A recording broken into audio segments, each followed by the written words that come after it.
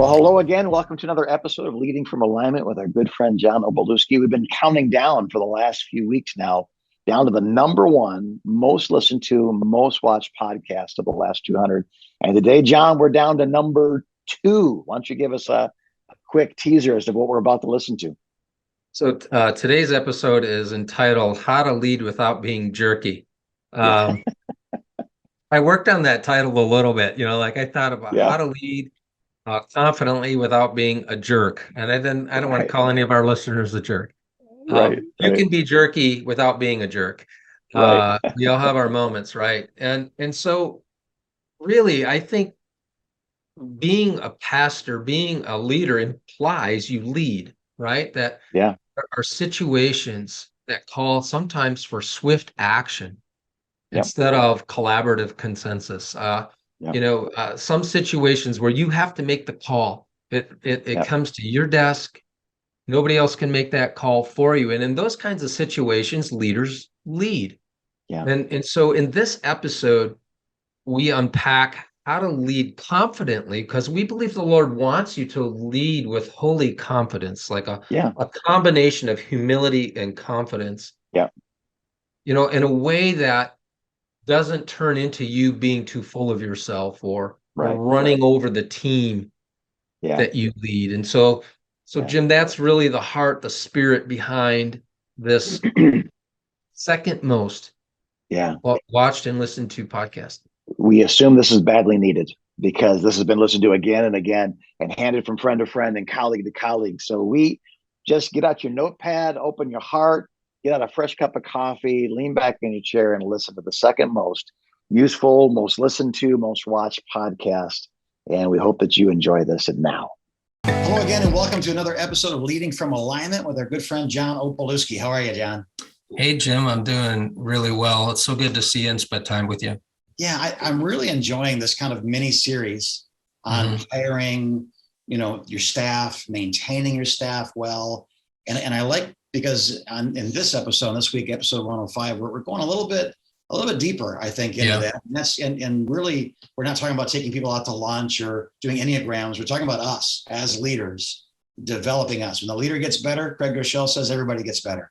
And I believe him because he has large biceps and a full head of hair at his age. So he has to be telling us the truth. So tell us a little bit about episode 105.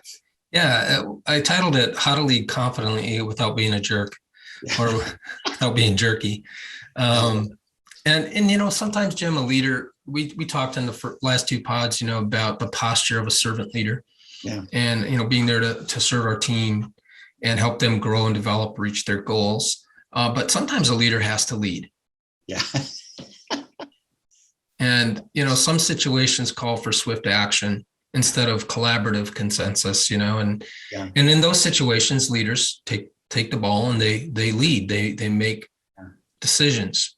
I recently had to make an executive decision about one of our marketing mechanisms here at Converge Coaching. It was causing us headaches. It was returning next to no profit to us. And even though its platform gave us some exposure, the organizational pain it was causing us outweighed the exposure they were giving us, if that makes any sense. So after weeks of thinking and number crunching, I pulled the plug on that relationship. And even though the decision really had no direct impact on our team day to day in terms of operations, I made sure I followed up with them. So that they were aware, right? I didn't want them to find out about this decision from a third party, but I didn't consult the team. I just saw this becoming a deteriorating situation. And I had enough of a runway with this organization to know this wasn't going to get any better. And so I made the decision. And so sometimes you got to do that, right? As a leader, you make a decision and you let your team know what you did. And, so sometimes you just have to do that, right? And somebody told me this one time, and I wonder what you think about it. He said this: a bad decision sometimes is better than no decision. I think again, we're talking about a problem, and everybody sees it, but you're not doing anything about it. So Right. they think you don't see it. That costs you as a leader. Yes. So I think sometimes, if there's a problem and everybody sees it and they know that you see it too, but you're not doing anything about it, I think that causes an even worse problem. So there are times when they just need to see us as leaders lead. We're not managers. We're not looking at an employee handbook to decide. We're leading. We have a vision. We're moving in a direction. So I think there is more change. I would rather make a bad decision than to make no decision at all. I think that's true. Now, define bad. They're going to be tragically bad, but I think movement is what others who see what's going on really want us to do. They want us to discipline. They want us to change. They want us to expel. They want us to lead because they can't from their position. So and this wasn't often better than no decision at all. And this wasn't a hiring decision, right? I wasn't making this was an organizational momentum decision. This was a decision about time, resource, and payback from that time and resource. Yeah. And it made no sense. So that being said, so I think one of the questions I get quite a bit actually is, how do I lead confidently without being too full of myself, right? How do I accomplish that? So I think the best leaders, and you might agree with this or disagree, either way, it'll be fun. The best leaders combine confidence with humility. Yeah. They're humbly confident. Yeah. I think confidence and humility are like a Reese's peanut butter cup. Okay. The chocolate and peanut butter taste better together than they do apart. Yeah. I think the two traits, confidence and humility, by themselves can get a leader out of balance. Yeah. Too much of one along with the absence of the other can send you into a ditch. Yeah. And here's the problem when you're a leader, when you go into a ditch, sometimes you carry your team right in there with you. What do you think about that thought? Yeah, I like the peanut butter because there's a balance. There's too much peanut butter and too much chocolate. And there is a peanut butter cup. So I think that is a great illustration. The humble man who goes, well, we're just going to trust the Lord. Well, he's not really leading. And the guy that says, no, I'll be God. that both of them are making a terrible mistake that's going to cost the organization. So I like that. And I think sometimes I've told my team, like, I'm going to make a decision because I'm at about a 7. I'm not at an 8 or 9 or 10, but I'm not at a 3 or 4 or 5. It's time to make a decision.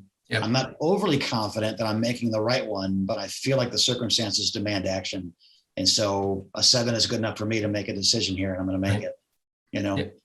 So I'd like us to talk about how we can be confident as leaders without, morphing into some sort of jerk, or heavy-handed leader.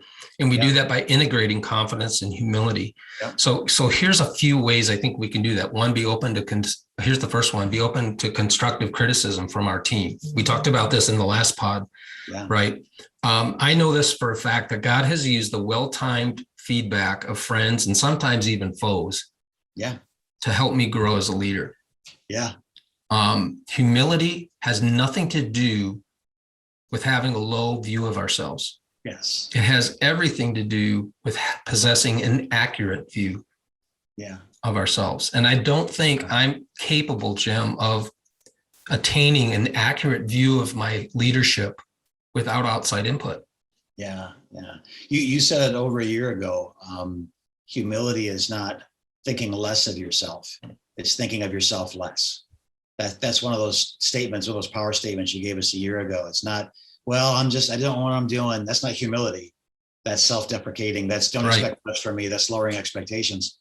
But just as I'm making my decisions, I'm not my number one consideration. I'm considering others before myself. That's humility.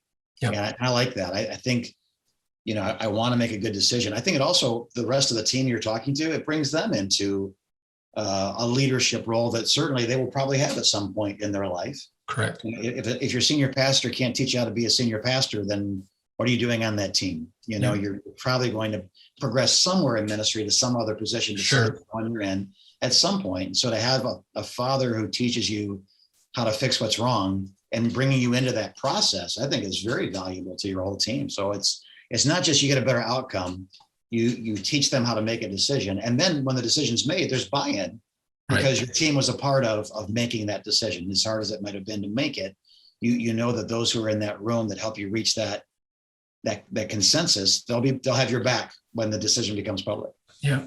So here's the second one, and we're going to sound like we're on repeat from the last pod, but I don't care. I'm going to say it again. Express gratitude to your team on a regular basis. Yeah. And gratitude is recognition that without my teammates, our organization will never reach its full potential. Yeah. Right.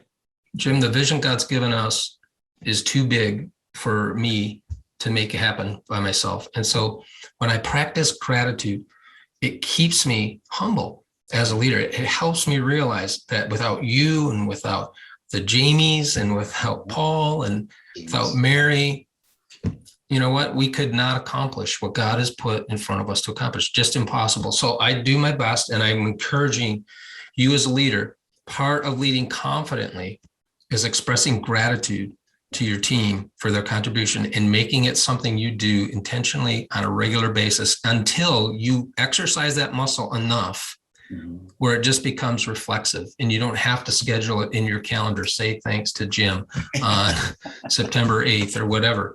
Yeah. So I don't know if we need to explore that anymore because we've really, really touched on that in a deep way, unless you have something you wanted to say to that one. No, I think, like you said, we said it in the previous podcast, but gratitude is a better payday than the paycheck, right? It is. When I can work for 2 weeks without a paycheck, but not 2 weeks without a compliment, without someone saying, I see the sacrifice, I see the commitment, I see God in your life. I can live off. I don't need another paycheck for 2 weeks. That is the payday is fruit, and sharing that fruit with others is wonderful. I think it's a great thing to infuse in every part of your culture. Yeah. So here's the third one. Third way to lead confidently without being a jerk, and that is to resist the temptation to take all the credit and place all the blame. Yeah. Success is a team game. Yeah. So is failure. Yeah. When your organization is succeeding, the humbly confident leader is generous with praise toward his team or her team. Yeah. Right. And listen, the praise needs to be meaningful. Right. Of course, right? It should be tied to something specific that teammate has done, or it's hollow praise, right?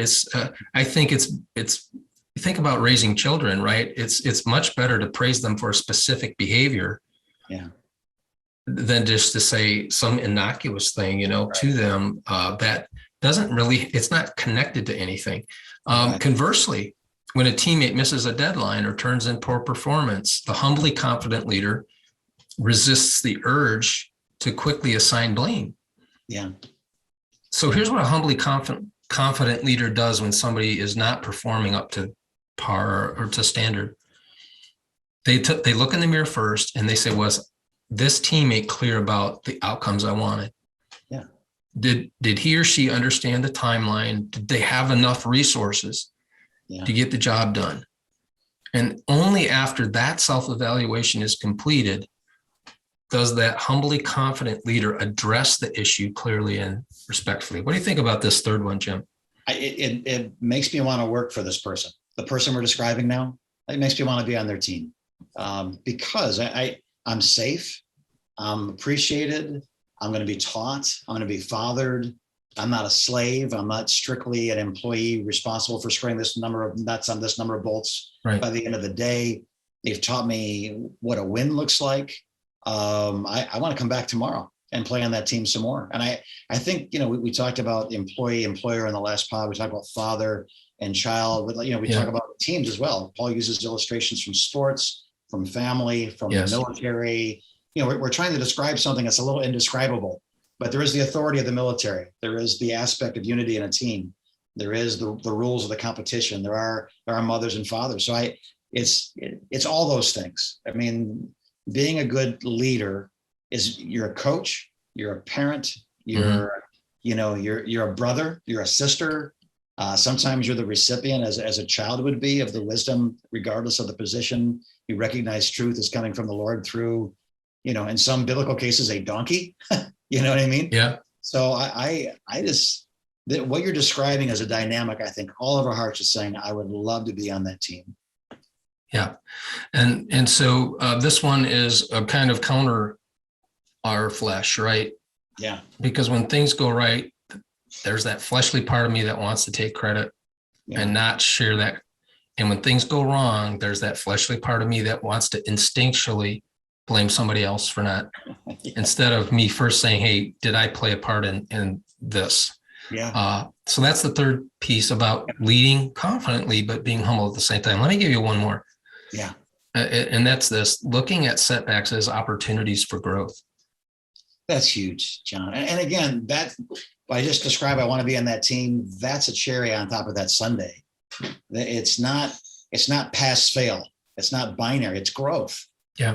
That my leader is going to insist on maturity and help me with it. Insist on excellence and help me with it. Yeah. When I achieve it, there'll be praise. When I don't, there'll be this loving, tutelage, because I am trying as hard as I know how to try. Right. I think none of us are in the ministry or any leadership role for the money and the fame, right? There's no school teacher, there's no police officer, there's no, it's not for the money and the fame. It's a passion. It's a calling. It's an anointing.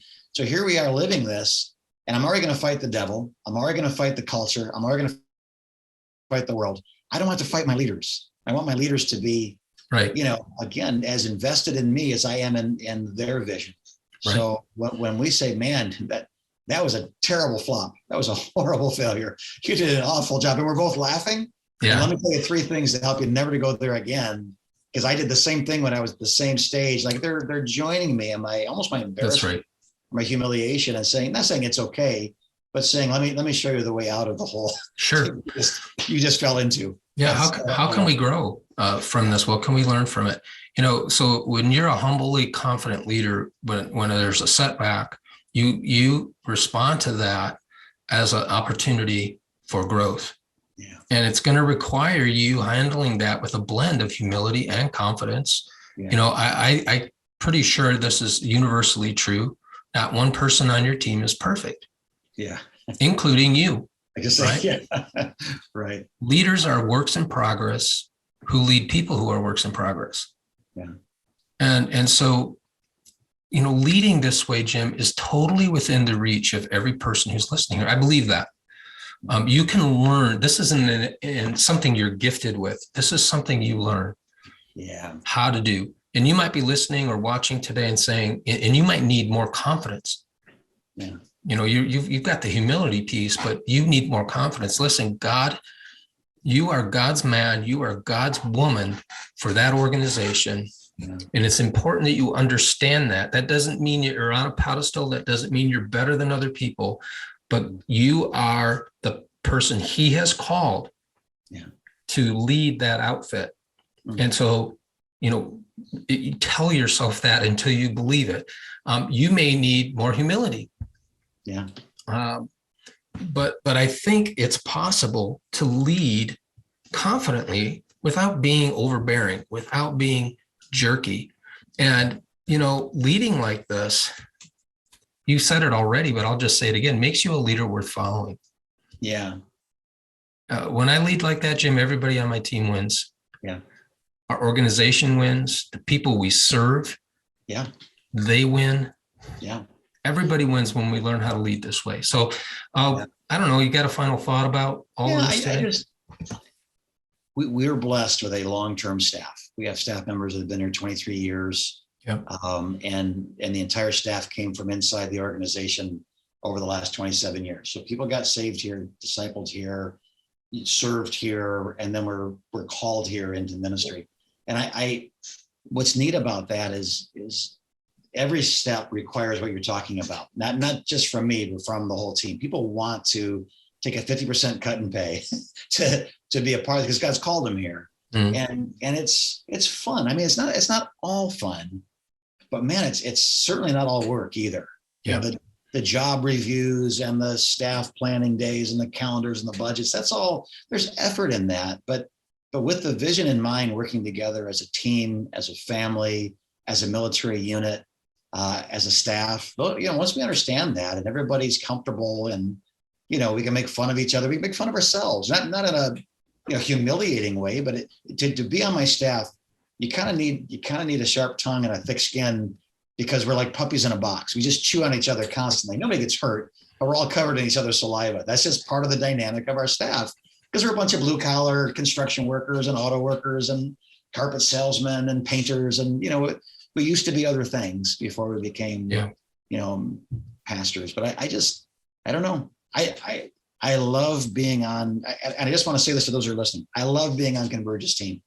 I don't have to do any of this. I don't, there's no obligation. There's no, money. There's no, literally because it's fun to be on John's team. And I know I'm speaking for Mary.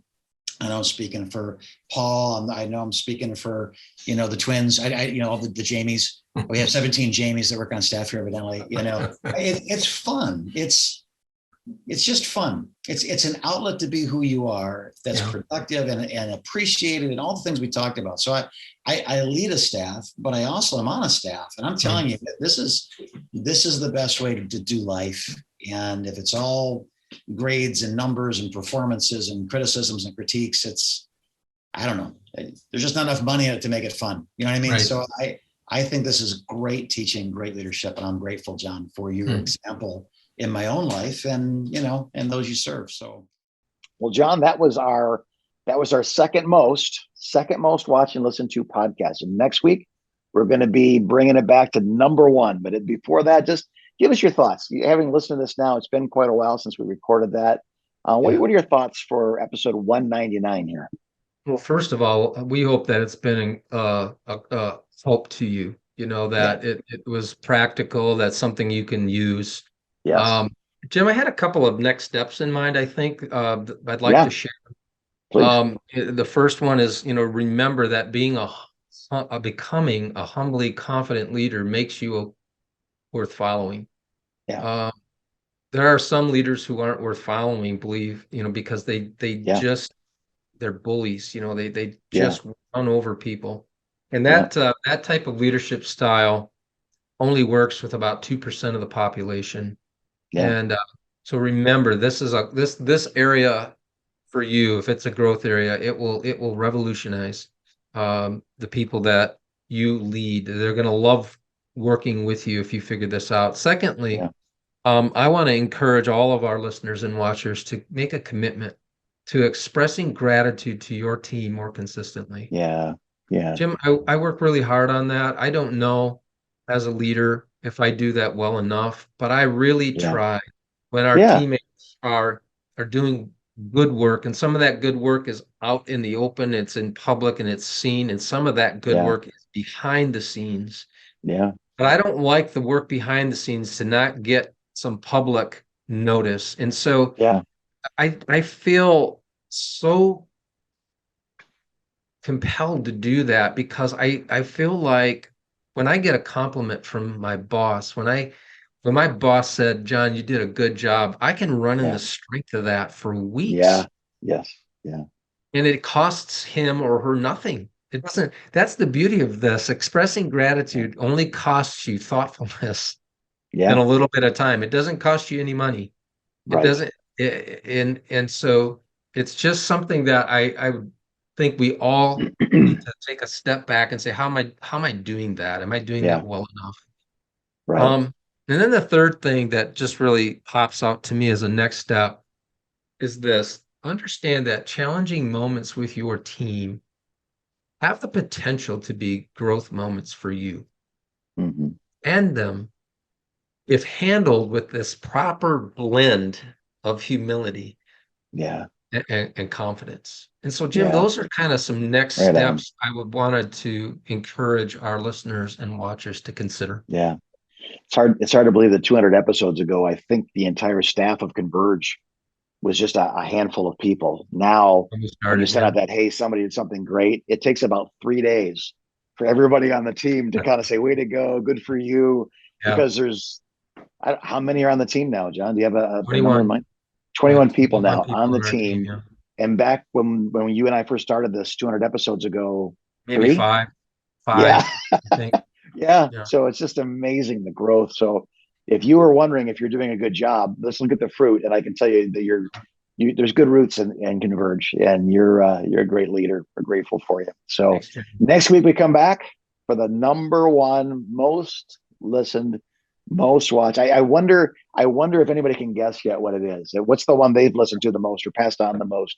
Because that's the one it's going to be. So God bless you, our dear watchers and listeners. Guys, next week we're going to come back. Episode number 200, the number one most listened to, most watched episode. We know you're going to want it. Matter of fact, I bet you in next week that's going to be the new one. The new most watched, most listened to episode will be that one in a short amount of time. So God bless you as you continue to lead from alignment.